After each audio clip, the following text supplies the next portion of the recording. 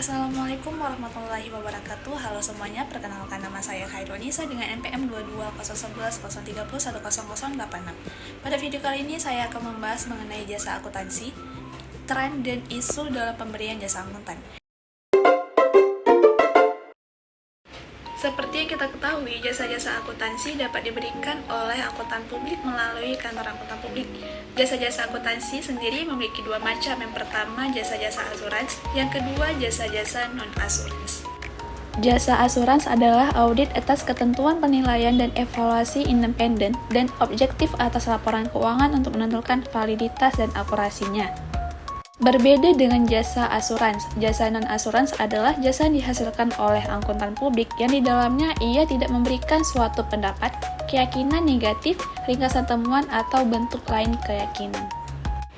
Telah banyak jasa-jasa akuntansi yang dapat diberikan oleh kantor akuntan publik pada tatanan global dan internasional.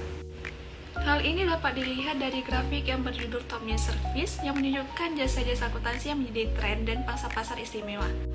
Grafik yang menunjukkan tren jasa-jasa akuntansi ini diperoleh dari jawaban 77 KAP yang menjadi responden dalam survei yang dilakukan oleh Accounting Today.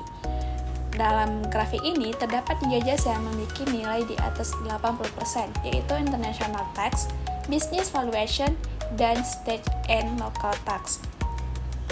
Tren jasa akuntansi jika dilihat melalui fee split 10 KAP terbesar di dunia, salah satunya itu perusahaan Deloitte.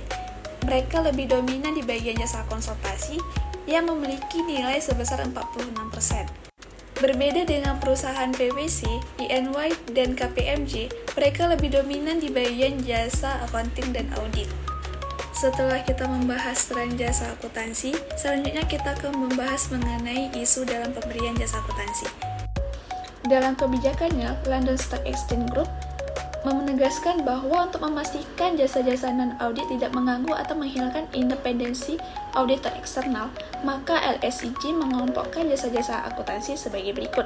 Yang pertama, yang sepenuhnya sejalan dengan jasa-jasa audit independen. Yang kedua, yang berpotensi tidak sejalan dengan jasa-jasa audit independen dan memerlukan pertimbangan kasus demi kasus.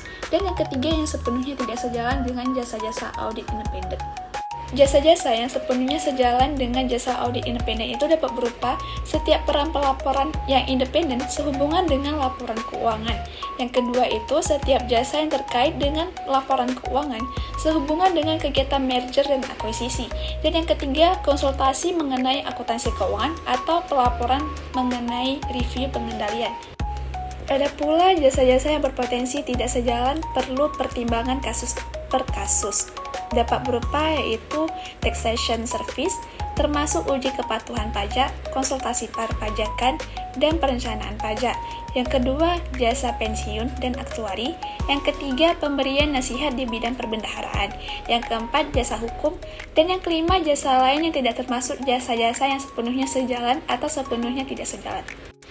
Kemudian mengenai jasa-jasa yang berpotensi tidak sejalan dengan jasa audit independen itu dapat berupa jasa accounting dan pembukuan, pemberian jasa audit internal, jasa perekrutan dan remunerasi tenaga pimpinan, dan jasa penilaian yang berdampak material terhadap laporan keuangan, serta jasa penilaian aktuarial, kecuali jika penilaian tersebut tidak berdampak material terhadap laporan keuangan.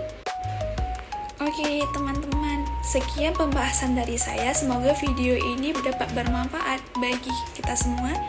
Saya tutup. Wassalamualaikum warahmatullahi wabarakatuh.